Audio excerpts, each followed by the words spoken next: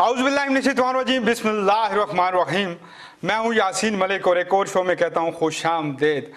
हुज़ूर वाला प्रोग्राम चलते रहे हैं, आप लोगों ने सोशल मीडिया पे हमें बड़ा पसंद किया और गा बगा आपकी जो है हमें एडवाइस भी मिल रही है कि हम ये करें, ऐसे लोगों को बुलाएं, क्या करना चाहिए हमें। So thank you so much, आप लोग इतनी प्यार मोहब्बत से नवाजते हैं हमें। एक डिफरेंट जो है हम कुछ करने की कोशिश करते हैं पिंडी इस्लामाबाद के प्लेटफॉर्म से और कहीं ना कहीं हम उसमें कामयाब भी होते हैं और कहीं ना कहीं आप लोगों की क्रिटिसिज्म का भी सामना करना पड़ता है। लास्ट टाइम मेरे साथ मेहमान मौजूद थे, नून लीग की बड़ी हमने जानबदार किस्म की क्रिटिसाइज़ किया उनकी हिकमत अमलीज़ को और हमारी कोशिश यही है क्रिटिसिज्म करना हमारा काम है और वो हम करते रहें और आप लोग जो हैं अपनी मर्ज़ी के मुताबिक नए आने वाले इलेक्शन में कहीं ना कहीं अपनी मर्ज़ी का उम्मीदवार चुनें। इसी सिलसिले की कड़ी के साथ आज हमारे साथ मौजूद हैं आपकी भरपूर तालियों में आरिफ अब्बासी साहब। Thank you so much for joining. बिलाशुबा आपका ताल्लुक़ पाकिस्तान तहरीक इंसाफ से है और आप कमाल का बोलते हैं और कमाल का विज़न रखते हैं। अगर मैं ये कहूँ कि खान साहब के दरीना साथियों के अलावा स्टार्ट वाले उन सिपाहियों में से हैं जिन्होंने एक माहौल क्रिएट किया। आप MPA बने रावलपिंडी की इस धरती से जहाँ पे नून लीग का बड़ा जो है वो बोलबाला था और ये बात झूठी नहीं होगी अगर मैं कहूँ कि पिंडी इस्लामाबाद कि चंद सीटें यही जो हैं वो तय करती हैं कि फेडरल में या पंजाब में किसकी हुकूमत आनी है। तो आपने बड़ा एक किरदार अदा किया और thank you so much for joining again. उनके साथ मौजूद हैं जी हमारे साथ अलामा इमरान साहब, किसी तारुफ के मुताज नहीं, इन्होंने जो है वो मेरा रमज़ान में भी साथ दिया और गा बगा मेरे मुख्तलिफ प्रोग्राम का हिस्सा भी होते हैं। Thank you so much for joining Imran साहब, एक भरपूर किस्म की तालियाँ जी। अब्बासी साहब thank you so much for joining. हुज़ूर वाला सियासत 3 साल हुकूमत हो गई, तब्दीली आई है या नहीं आई? बिस्मिल्लाहिर्रहमानिर्रहीम। सबसे पहले तो आपको बहुत शुक्रिया कि आपने याद किया और आपकी तवज्जो से पाकिस्तान के अवाम और खुसूसन रावलपिंडी इस्लामाबाद के अवाम से। देखें जी, अल्हम्दुलिल्लाह 3 साल होने को हैं और एक विजन, एक सोच, एक नज़रिया जो खान साहब ने 1996 में अवाम को दिया था, 22-23 साल की जदोजहद के बाद अल्लाह तबारक व तआला ने फिर वो ज़िम्मेदारी खान साहब को दे दी।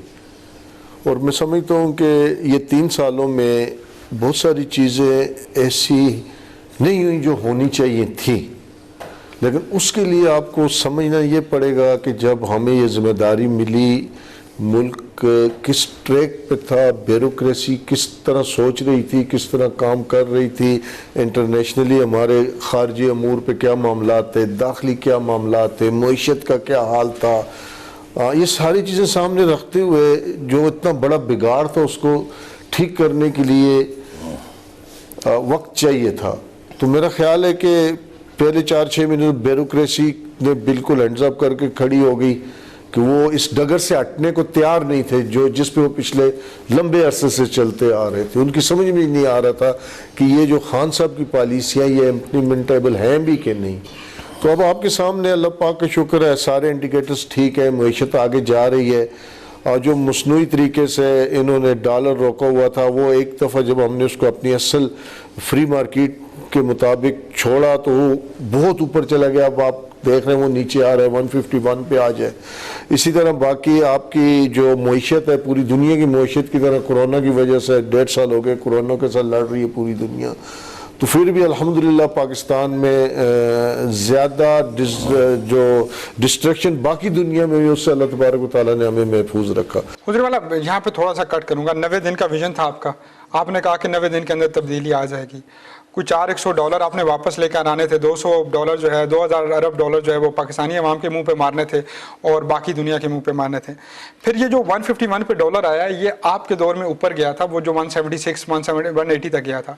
ये वैसे अगर बात की जाए पिछली हुकूमत नून लीग की थी और वहाँ पर डॉलर था 57 से 57 तक गया, 63 पे मेंटेन रहा, 75 से ऊपर नहीं गया। तो ये तो आप लोगों का अपना ही जो था एक गन था जिसको आपने कम करते करते आप 151 पे आ गया। ये तो कोई तब्दीली का अंसर ना हुआ। फिर आपने कहा ब्यूरोक्रेसी में आपकी अपनी हुकूमत है 3 साल से, 36 महीने तकरीबन हो चुके हैं, आप उनमें से लोग चेंज करें, अपनी मर्जी से ऊपर लेकर आए, आपको कौन पूछ सकता है? नहीं, देखें मेरी बात सुने, ब्यूरोक्रेसी एक होती है प्रोफेशनल ब्यूरोक्रेट्स, एक होता है इंडक्टेड ब्यूरोक्रेट्स जो आपने पॉलिटिकल उस पे अपने पॉलिटिकल उसकी जो हमदर्दी है उसके मुताबिक लगाया होता है। आपको पता है कि नून लीग और पीपल्स पार्टी के दौर में जिस तरह बेदर्दी से CSS को तबाह किया गया اور اس کے بعد لوور کیڈر جو ہوتا ہے, جو گریڈ 11 یہ سے نیچے کے لوگ ہوتے ہیں, جس طرح بالکل بغیر میرٹ کے, جس میں اسٹیل مل اس کی بہت مطلب کہ بہت بڑی مثال ہے. مطلب یہ عباسی صاحب آپ کی بیسیکلی تیاری نہیں تھی, جس طرح آپ اسد عمر تیاری تھی. میری بات سنیں نا, آپ کو آپ 11 مہینے کہتے رہے کہ اسد عمر صاحب جو ہی آئیں گے تو بہت بڑے اکانومسٹ ہیں اور یہ ہے اور وہ ہے, لیکن جب وہ آئے, تشریف لے کر آئے, انہوں نے اقتدار سنبھالا, اس کے 10 مہینے بعد 11 مہینے بعد آپ ان کو ہٹا کے حفیظ شیخ صاحب جو پیپلز پارٹی کے تھے اور سب جانتے ہیں وہ کس کے لیے کام کرتے ہیں, آپ ان کو لے کر آئے. ناؤ دا ٹائم حفیظ شیخ صاحب کو ہٹا کے آپ حماد اظہر صاحب کو لے آئے ہیں, اور آپ نے یہ بھی کہا ہے کہ شوکت ترین صاحب ساتھ ساتھ ان کی ہیلپ آؤٹ کریں گے. مجھے یہ بتائیں, ویژن نہیں تھا, تیاری نہیں تھی, یا بیسیکلی آپ کے ساتھ کوئی ٹریجڈیز ہو رہی ہیں, آپ کو سمجھ نہیں آ رہا؟ دیکھیں ڈسٹریکشن اتنی تھی, تباہی اتنی تھی کہ اس کو لائن پہ لانے کے لیے ہمیں مختلف ایکسپریمنٹ تجربے کرنے پڑے. لیکن جس طرح یہ ملک ساکھ ڈار جو کیوں مفرور ہے, کیوں نہیں واپس آ رہا؟ چھپنچ بھائی کھیل رہا وہ تمہارے ساتھ, ادھر تو نظر مارو, ملک ہمیں لٹو منگا دے ہم کھیلے, ادھر بات نہیں کیا تمہارے ساتھ, ہم بھی بیٹھا ہوا ہے. یار آپ بتائیں, I want to say تیاری نہیں تھی ملک. ان کا وہ وزیر اعظم آئی تھنک باہر وہ کون ہے یار بھلے والا, وہ I want to Imran Khan صاحب کو عمران خان, وہ جو اٹی ڈلا کھیلتا ہے, اٹی ڈلا نہیں ہوتا, کرکٹ گیم, کرکٹ کھیلتا ہے. اس کی تیاری نہیں تھی. جب وہ حلف برداری کے لیے آیا, ویسٹ کوٹ نوکر تو لوائس, اوے ویسٹ کوٹ لا, میں حلف برداری لاوا. اس کی تیاری ہوندی تو ویسٹ کوٹ نویس ہوندا نا. ایک منٹ جی, ایک منٹ, ویسٹ کوٹ کی چلو تیاری کی خیر ہے. مجھے بتائیں کہ اب جُتی بھی اپنی نیسیس کپتان چپل آئی وانٹ ٹو پٹھان, وہ اس نے فری دیا. اچھا مجھے یہ بتائیں کہ یہ جو ایک ویژن چل پڑا ہے کہ اللہ کرے تبدیلی آ جائے, اب تو ہر بندہ چاہتا ہے, شاید آپ کی دوسری پارٹیوں والے بھی چاہتے ہیں کہ تبدیلی آ جائے, آپ کو خود لگتا ہے کہ اس دور حکومت میں آخری جو 2 سال ہیں اس میں کچھ ایسا ہو جائے گا کہ اگلا الیکشن آپ اسی طرح لڑ پائیں گے؟ نہیں دیکھیں میری بات سنیں, اب اس ٹائم الحمدللہ جو معیشت ہے وہ بھی ٹریک پہ ہے, آپ کی ایکسپورٹ بڑھ رہی ہے, آپ کا ٹریڈ ڈیفیسٹ ماشاءاللہ 0 ہو گیا ہے, آپ کی امپورٹ کنٹرولڈ ہو گئی ہے. تو آنے والے وقتوں میں جو خان کا ویژن ہے اس کے مطابق آپ سلو ضرور ہیں, لیکن آپ ٹریک سے ہٹے نہیں. اتنے پریشر کے باوجود, اتنے تنقید کے باوجود, اتنی مطلب کہ ساری باتیں ہونے کے, انٹرنیشنلی بہت ساری قوتیں جو عمران خان کو نہیں چلنے دینا چاہ رہی ہیں, آپ کو سب کو پتہ ہے. بہت سارے ہمارے بہت ہی سر, یہ ویسے آسان بہانہ نہیں ہوتا کہ نہیں چلنے دیا جا رہا. آپ کے سامنے ہے نا, دیکھ انٹرنیشنل میڈیا میں جب نواز شریف چلے جائیں اس کے لندن کے اندر, تو آپ لوگ کہہ دیتے ہیں جی انڈیا کے ساتھ مل گئے. ابھی انڈیا اگر نواز شریف کے ساتھ ملا ہوا تو آپ کو, میں بات اور کر رہا ہوں, میں یہ بات کر رہا ہوں کرٹیسزم جن کے مفادات کو زد پہنچ رہی ہے. پاکستان اکھاڑا بنا ہوا تھا, لوگ اپنی جگہ پاکستان میں لڑتے تھے, پیسہ دیتے تھے. جہانگیر ترین صاحب ہمارے پڑوسی ہے, کچھ ہمارا برادر اسلامی ممالک ہے, ان ساروں کی جنگیں ہم یہاں لڑتے تھے اور تباہی پاکستان میں ہوتی تھی. اب آپ دیکھیں ایسی کوئی بات نہیں ہے. لوگوں کے انٹرنیشنلی کچھ ہمارے سو کالڈ دوست تھے, کچھ ہمارے پڑوسی تھے, کچھ ان کے مفادات کو زد پہنچی ہے, اور ہم نے یہ فیصلہ کیا ہے ہم نے صرف پاکستان کی اور پاکستان کے عوام کی جنگ لڑنی ہے. ہم نے کسی اور کسی کی جنگ میں کرائے کے فوجی کا کردار نہیں ادا کرنا. اس سے بہت ساری انٹرنیشنل قوتیں ہم سے ناراض ہوئی ہیں, لیکن پاکستان کا مفاد اسی میں ہے کہ یہاں کے جو مقامی مسائل ہیں ان پہ توجہ دی جائے, نہ کہ ہم باقی انٹرنیشنل قوتوں کی لڑائی چند ٹکوں کی خاطر لڑیں. یہ بہت بڑا فیصلہ ہوا ہے, بہت میجر شفٹ ہے پاکستان کی خارجہ پالیسی میں اور دنیا میں. اب آپ دیکھیں ہمارے تعلقات امریکہ کے ساتھ, مڈل ایسٹ کے ساتھ, فار ایسٹ کے ساتھ, سینٹرل ایشیا کے ساتھ ایک بیلنس آ گیا ہے, جہاں ہمیں کوئی جانے کی اجازت. آئی نو بیلنس آ گیا. واقعی ہمارا مقابلہ ہو رہا ہے غریب ممالک میں بڑا اچھا, اب ان کو ہمارے برابر آ گیا ہے. وہ کینیا کے ہم برابر جا رہے ہیں. یو ایس کمال کی بات کی ہے انہوں نے. یو ایس 3 سالوں میں یا پونے 3 سالوں میں آپ کے جو معیشت ہے اس کا جو حال ہوا ہے, یہ 3 سال معیشت کے لیے کچھ بھی نہیں ہے. آپ یہ دیکھیں کہ آپ جب مصنوعی طریقے سے, آرٹیفیشل طریقے سے کوئی بھی چیز لگا لیں اس میں سے خوشبو نہیں آئے گی, سر ایک مثال ہے, پھل نہیں لگے گا. ایک مثال جب ہے آپ سر. اوریجنلی جینولی کوئی چیز بناتے ہیں اس پہ ٹائم لگتا ہے لیکن وہ پائیدار ہوتی ہے. ایک مثال دے رہے تھے, ایک صحافی بڑے کمال کے ہیں, میرے فیوریٹ ہے, میں ان کا کالم پڑھا تھا. وہ کہہ رہے تھے کہ کچھ آرٹیفیشل بیوی کی مانند یہ مثال دیتے ہیں جو بیسیکلی خوبصورت تو نہیں ہے لیکن وہ اپنے خامد کے لیے میک اپ کرتی ہے تاکہ وہ تیار اور بن سر کے رہے, جب وہ سامنے آئے تو مطلب وہ طلاق یا ڈیورس کا سلسلہ نہ ہو اور وہ زندگی گزارتے رہے. اور اسی طرح چلتے چلتے تقریباً 15-20 سال گزر گئے تھے, وہ تیار ہوتی رہی. اب تو عمر بڑھاپے کے آ گیا تھا. یہ وہی مصنوعی طریقہ پٹیائی کیوں استعمال نہیں کرتی کہ خامد کو بھی خوش رکھے, اپنے رشتہ بھی جوڑے رکھے اور معاملات بھی. نہیں, دیکھیں آپ کب تک اپنے آپ کو اور قوم کو دھوکے میں رکھیں گے. قرض آپ کا 100 ارب سے اوپر ہو گیا تھا ہمارے آنے سے پہلے, 100 ارب ڈالر. اس پہ صرف جو سود تھا وہ ہمارے بجٹ کا 62%. آپ نے 3 سالوں میں کتنا لیا؟ ہم نے اس ٹائم تک 13 ارب ڈالر واپس کیا. سر 13 ارب ڈالر, اور لیا کتنا آپ نے؟ لیا اگر آپ ڈیفرنس نکالیں نا ہمارا قرض بنتا ہے 5 ارب ڈالر. سر نہ سر میری بات سنیں, میں آپ کو ثابت کرتا ہوں. میں سر آپ کو ثابت, آپ نے سر گوگل تو آپ کا ہے نا سر, ہمارا تو تھوڑی ہے. میری بات سنیں نا, پیپلز پارٹی اور نون لیگ سے زیادہ آپ نے ان 3 سالوں میں قرضہ لے لیا. وہ جو کہہ رہے ہیں وہ اس وجہ سے لوکل جو کہہ رہے تھے نا, لوگ روپیز میں جب ڈالر 128 روپے کا جمع آئے, 128 ایک دم 168 میں چلا گیا تو قرضے کا ہجوم بڑھ گیا. مطلب سر کس نے قابو کرنا تھا سر؟ سر ڈالر کو کس, ڈالر آپ قابو کرتے ہیں سر, میں اور عمران صاحب. ابھی آپ جینون آ رہے ہیں, ابھی ہم کوئی مارکیٹ میں ڈالر نہیں پھینک رہے, کوئی ہم مصنوعی طریقے سے روپے کو سہارا نہیں دے رہے. آپ دیکھیں پچھلے 4 مہینے میں آپ کے 14-15 روپے کا فرق پڑا, جینون پڑا ہے. اسی طرح قرضہ بھی نیچے آئے. یہ جو آپ کے 14-15 روپے ڈالر نیچے آیا ہے, اس سے آپ کے قرضے میں بھی خربوں روپے کا فرق پڑا ہے. اللہ کرے یہ ڈالر بہت تھلے آوے تاں جی سارا قرضہ لاوی ہے. یہ کہہ رہا ہے روپے تو تھلے آوے کیسے قرضہ لے گیا. Happy birthday to you. کیسے آپ ٹھیک ہیں؟ حضرے والا آپ کے طرح کا تو شو نہیں ہے, آپ ماشاءاللہ مذہبی اسکالر ہیں. مجھے یہ بتائیں بچپن شرارت ان کے مطلب کا شو ہے, حلوہ منگایا ہے. مذہب جو ہے وہ تھوڑا سا ہم یہ بات سوچتے ہیں کہ علامہ شروع سے ہی شریف ہوگا, بڑا مذہبی ہوگا, تو آپ شروع میں کیسے تھے, شرارتی تھے یا بڑا معصوم بچہ تھے؟ جی سب سے پہلے یسین ملک صاحب آپ کا اور پوری روز ٹی وی کا انتہائی مشکور و ممنون ہوں کہ ہمیشہ کی طرح آپ محبت فرماتے بلکہ پوری دنیا میں محبتیں بکھیرتے بھی ہیں. اللہ رب العزت آپ کو اور آپ کے چینل کو سلامت رکھے. بڑا اچھا آپ نے سوال کیا, بڑا ڈیفرنٹ قسم کا سوال ہے. دیکھیں اس جس سٹیج پہ آج ہم ہیں اس کے لیے ہم نے بڑی سٹرگل کی, بڑی جدوجہد کی. کوئی بھی اسکالر یا کوئی بھی ڈاکٹر یا کوئی بھی سیاستدان جو ہے وہ ماں کے پیٹ سے باہر نہیں آتا. بالکل ایسی بات ہے. تو زندگی جو ہے ایک سٹرگل کا نام ہے, ایک کوشش کا نام ہے. تو ابتدا میں ظاہر ہے جو بچپن ہوتا ہے وہ تو کبھی لوٹ کے نہیں آتا, وقت اور حالات کے ساتھ زندگی کے اندر تبدیلیاں آتی رہتی ہیں. لیکن میں یہ سمجھتا ہوں ملک صاحب جو عباسی صاحب بات کر رہے تھے, اگر اسی میں اگر آپ کی اجازت ہو ایک بات ایڈ کر دوں. اگر آپ غور سے ہمارے پاکستان کے نقشے کو دیکھیں نا, یہ پیارے لجپال آقا علیہ الصلوۃ والسلام کے نام کے ساتھ ملتا ہے. سبحان اللہ سبحان اللہ. اسلامیہ جمہوریہ پاکستان ہے, جیسے کہ ہمارے پرائم منسٹر عمران خان صاحب کہتے ہیں نا کہ ہم نے اس کو مدینے کی ریاست بنانا ہے. ان کی ڈائریکشن, ان کی جو سمت ہے, میں آپ کو بتاؤں یسین ملک صاحب جب اس ملک میں اس وقت تک اکانومی کے یا جتنے بھی ہمارے اس وقت مسائل ہیں وہ حل نہیں ہو سکتے جب تک ہم نے عشق نبی مصطفیٰ صلی اللہ علیہ وسلم کسی کے سینے میں ہم نے جب تک یہ کوشش اور محنت ہم نے کرنی ہے. تو اور کوشش یہ کرنی ہے کہ دیکھیں اس ملک کو جاننے سے پہلے اسلامیہ جمہوریہ پاکستان یہ اسلام کے نام پر مظہر وجود میں آیا ہے.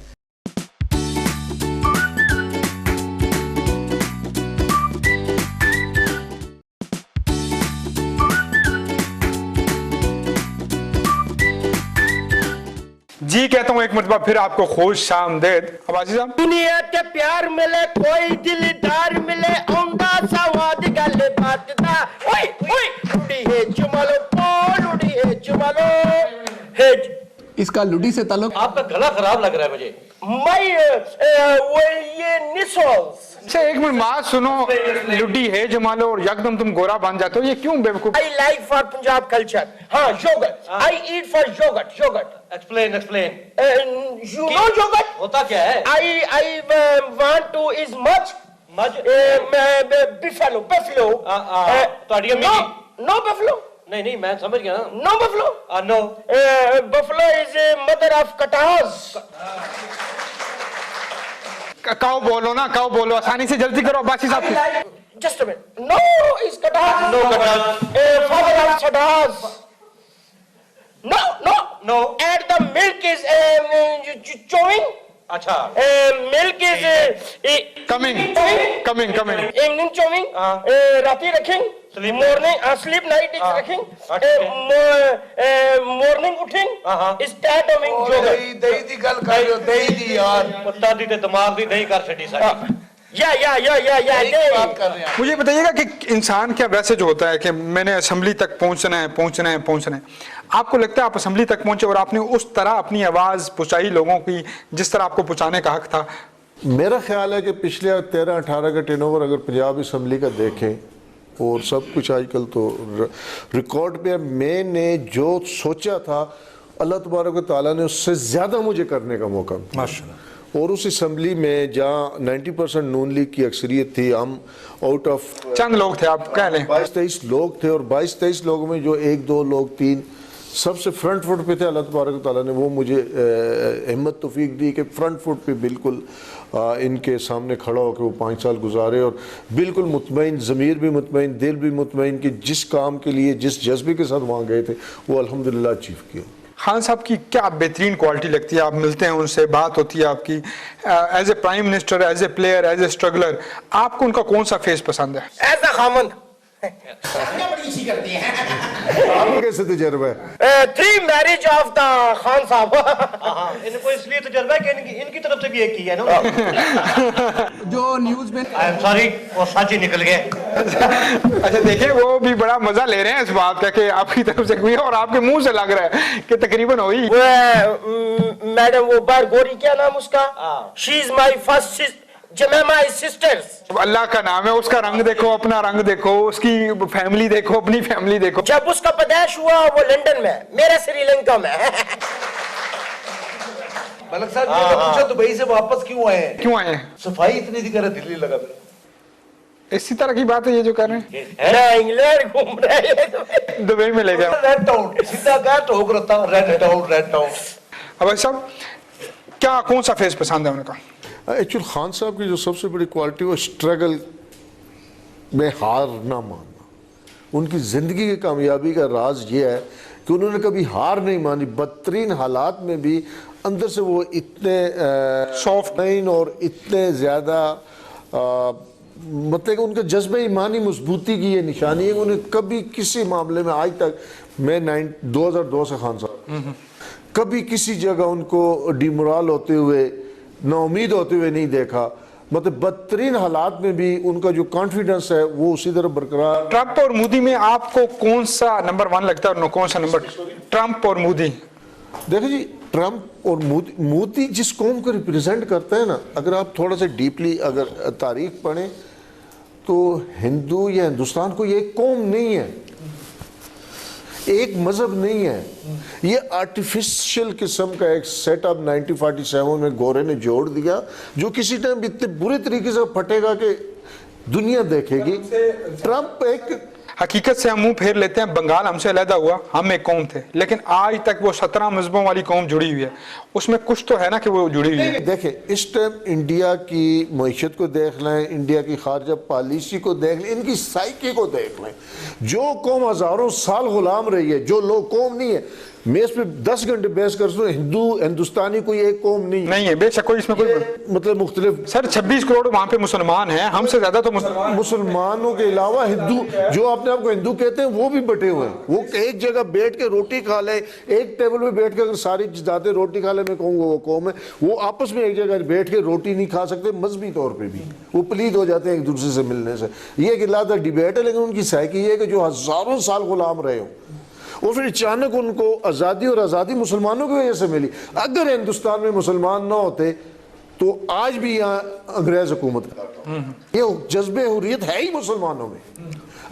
हिंदू, ये हिंदुस्तान के रहने वाले, ये गैर मुस्लिम है, इन्होंने कभी आज़ादी की जंग, हज़ारों साल की इनकी 5000 साल की नाउन तारीख है, इन्होंने कभी आज़ादी की जंग नहीं लड़ी। جو آئے انہوں نے قبول کیا، ان پہ اس نے لیکن ایک بات اگر برا نہ منائیے گا، ہندوستان کا یہ ماننا ہے کہ ہم پاکستانی قبضہ مافیا ہیں کیونکہ ہم نے ہندوستان کی اس ٹکڑے کے اوپر قبضہ کیا ہے.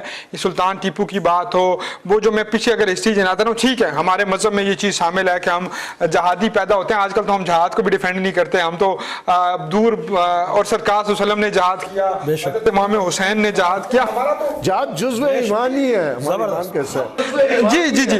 اور ہم اس جہاد کو ڈیفینڈ اس لیے نہیں کرتے کہ کہیں ہمیں ٹیررسٹ نہ سمجھا جائے، کہیں ہمارا تناظر ہی غلط نہ لیا جائے. کیونکہ بڑی معذرت کے ساتھ خان صاحب نے جب اعلان کیا کہ کشمیر کے حوالے سے کوئی جہادی تنظیم اپنا جہاد کا اعلان نہ کرے، اگر وہ کرتی ہے تو وہ اسٹیٹ کی ریٹ کے خلاف ہوگا، اور اس کو ہم جو ہے وہ ثبوت لے کے انڈیا چلا جائے گا، U S A, United Nation میں. حضرت والا 2 سوال. پہلا، ہم نے جہاد کو ڈیفینڈ کرنا کیوں چھوڑ دیا؟ ہماری ویلیو تھی نا جہاد، ہمارے شاید مذہب کا ایک حصہ ہے جہاد. دوسری چیز یہ کہ آپ نے کہا کہ چلیں آپ کے قریب ٹرمپ ہے، لیکن کشمیر پہ قبضہ ہو رہا ہے، قبضہ ہو چکا ہے. ہم لیٹ ہو گئے ہیں یا ہمیں ابھی آنکھ کھول لینی چاہیے؟ نہیں، اس میں آپ نے پہلے کہا جی ہم جو مسلمان ہیں ہمیں ہندو سمجھتے ہیں کہ ہم نے یہاں جی قبضہ کیا. ہم نے کوئی قبضہ نہیں کیا. اللہ کی دھرتی ہے اور اللہ کا حکم ہے کہ اللہ کا دین پھیلاؤ. حضور پاک صلی اللہ علیہ وسلم نے ہمیں یہی نصیحت، یہی وصیت، یہی حدیث شریف دے کے گئے ہیں. تو جو قوم ہزاروں سال غلام رہی ہے، تو یہ تو انسانی فطرت ہے. جب ہم یہاں آئے، ہمارے مسلمان ہمارے آباء و اجداد یا جو لوگ یہاں مسلمان آئے، انہوں نے ان کو ہدایت کی طرف بلایا. اس ٹائم اگر برے صغیر میں 50-55 کروڑ مسلمان ہیں انڈیا پاکستان ملا کے، تو اس میں سے جو عرب سے آئے وہ کتنے 15-20-25% ہوں گے، باقی تو یہاں مقامی لوگ کنورٹ ہوئے نا. تو اس لیے یہ تو جو اس بات انڈیا جو یہ کہتے ہیں ہم نے قبضہ کیا، نہیں، یہ ہماری دھرتی ہے، اللہ کی سرزمین ہے. علامہ صاحب ان کی سوال آگے بڑھانا چاہوں گا. وہ ایک شعر ہے علامہ اقبال رحمۃ اللہ علیہ کا، اے طاہر لاہوتی اس رزق سے موت اچھی. کیا بات. اے طاہر لاہوتی اس آزادی سے موت اچھی. بہت اچھی ہے. ہم کون سا آزاد قوم رہ گئے؟ ہم نے کپڑے ان کے پہننا شروع کر دیے، صحیح بات. ہم نے موبائل ان کا یوز کرنے، ہم نے نیٹ ان کا یوز کرنا. نہ میرے پاس جابر بن حیان رہا، نہ میرے پاس لاہوتی رہا، نہ میرے پاس کوئی اور بڑا مسلمان سیاستدان رہا. میری قوم کو آج یہ ضرور ہے کہ یہ 1 کروڑ کسی دربار کے اوپر لگا دے، چاہے دوسری قوموں کو 1 کروڑ لگا کے چاند پہ جا رہے ہیں. ہماری قوم کی ڈائریکشن کب صحیح ہوگی؟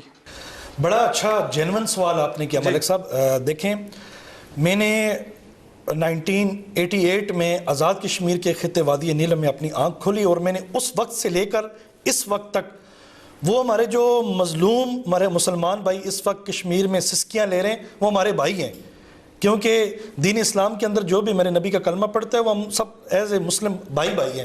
لیکن میں آپ کو بتاؤں ملک صاحب، وہاں پہ میں نے اپنی آنکھوں سے انڈین آرمی کی وجہ سے اسٹریٹ فائر ان کا ہوتا ہوا ان پہ دیکھا. میں نے ماؤں کو اپنے جوان بچے دیتے ہوئے دیکھا. اور وہ دیکھیں، یہ بات ہو رہی تھی جہاد کی. دیکھیں اس میں پریکٹیکل نہیں کر رہے، ہم کہہ رہے ہیں کہ جہاد کا اعلان کیا جائے. وقت آ چکا ہے اس وقت کشمیر کے اندر اس وقت 1 فیٹر دودھ کے لیے مائیں جو ہے ترستی ہیں. اس وقت وہاں پہ نماز تراویح کے لیے رمضان میں جو ہے نا مساجد پہ پابندیاں ہیں. اس وقت بابری مسجد کی جگہ شہید کر کے وہاں پہ مندر تعمیر ہو رہا ہے. تو یہ قوم کب جاگے گی؟ ہم کہتے ہیں کشمیر ہماری پاکستان کی شرگ ہے، شرگ پہ تو آلریڈی RIS کے جو گنڈے ہیں انہوں نے اٹیک کر دیا ہے. اب ہم نے جو ہے غلامی کی زنجیریں توڑ کر حقیقی آزادی جو آپ بات کر رہے تھے. علامہ صاحب ہم اکثر نعرہ لگاتے ہیں غلامی رسول میں موت بھی قبول ہے، جو ہونا عشق مصطفیٰ زندگی فضول ہے. عشق مصطفیٰ والی قوم کی زندگی فضول ہو چکی ہے حضور والا. یہاں پہ آپ نے پہلے ذکر کیا میرا جسم میری مرضی کے علاوہ بھی بہت سارے نعرے لگتے ہیں جو ہر گلی محلے میں گونج رہے ہیں. ہمارے ہاں وہ استاد جس کی 17,000 سیلری ہے وہ مسجد کے اندر رہ کر اپنا 20,000 پوری کرتا ہے، قوم کی تکمیل نہیں کرتا. ہمارا وہ سرکاری ٹیچر اپنی رات کو شام کو ٹیوشن کو اہمیت دے گا، لیکن وہ بچے کی تربیت نہیں کرے گا جس میں علم الدین غازی پیدا ہو سکیں، جس میں ایک اچھے سٹوڈنٹ پیدا ہو سکیں. بطور قوم میں کرپٹ ہو گیا ہوں. مجھے خدا را میری اصلاح بتائیں، کیونکہ میں اس دور میں گزر رہا ہوں جس دور میں مجھے آٹا چینی یہ چیزیں مہنگی اور عزت سستی لگتی ہے. مجھے بطور قوم اس دور کے اندر اٹھنا بیٹھنا اچھے کپڑے پہننا تو اچھا لگتا ہے، لیکن میانہ روی کے ساتھ گھر بیٹھنا برا لگتا ہے. مجھے بتائیں میں نے اصلاح کا عمل شروع کہاں سے کرنا ہے؟ دیکھیں ملک صاحب، بڑا اچھا آپ نے سوال کیا. میں یہاں پہ یہ بات ضرور عرض کرنا چاہوں گا کہ دیکھیں बतौर कौम हमारे माशरा और सोसाइटी जो है वो दीन इस्लाम से हम दूर हो चुके हैं। जहाँ से हमने इल्म हासिल करना था उनको हमने बिल्कुल लवारस कर दिया है। आज आप देखें मिराब व मिंबर कि मस्जिद से जुम्मे की अजान होती है तो लोग भाग के जाते हैं, टोपी पहन के 2 फर्ज पढ़ते हैं, वहीं टोपी फेंक के वापस आ जाते हैं। हमारा मिराब व मिंबर से ताल्लुक कितना सा रह गया है। हम तो शरीयत से दूर हो चुके, हम तो दीन इस्लाम की बात सुनना तक गवारा नहीं करते। आज हमारे आलिम दीन जो इस वक्त माशरे सोसाइटी में कितना बड़ा किरदार अदा कर रहे हैं, उनका हाल आप देख लें। किसी बंदे ने आज तक उनके हवाले से बात नहीं उठाई। मैं ये चाह रहा हूँ, देखें, जब तक हम लजपाल आका अलैहिस्सलाम की शरीयत मुत्तहरा को अपने ऊपर नाफिज कर लेंगे तो डेफिनेटली हमारी जिंदगियों में इनकलाब बर्पा हो जाएगा। सिर्फ एक बात अगर आपकी इजाजत हो ऐड करके मैं वाइंड अप करता हूं। देखें, एक खेमे के अंदर हजरत उमर फारूक रज़ियल्लाहु तआला अन्हु की खिलाफत का दौर था। एक खेमे के अंदर रोशनी जल रही है, बच्चों की रोने की आवाजें आ रही थी। जब हजरत उमर फारूक रज़ियल्लाहु तआला अन्हु पास के माई से पूछा क्या वजह है, कहा कि 3 दिन से मेरे जो है ना बच्चे भूखे हैं। मैं इसको मुख्तसर करता हूँ, वाक़या तवील है, मुख्तसर करता हूँ। आप वापस आए, बैतुल माल में सामान सारा इकट्ठा किया तो उठा के अपने कांधे पे रखा। गुलाम पास था। मलक साहब गुलाम कहने लगा कि गुलाम के होते हुए आका ये बोझ क्यों उठाएं, मैं हूं ना। तो आपने गुलाम के कांधे पे हाथ रख के बताया कि कल बरोज़ क़यामत को मेरा बोझ तो उठा लेगा। खुद हजरत उमर फारूक रज़ियल्लाहु तआला वो सामान उठा के खेमे में और अपने हाथ से रोटियां बना के दी। ये रियासत मदीना है।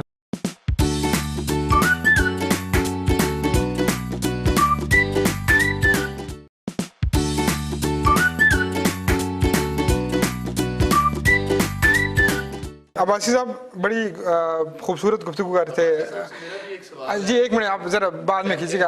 अल्लामा साहब की बात को मैं आगे बढ़ाना चाहूँगा।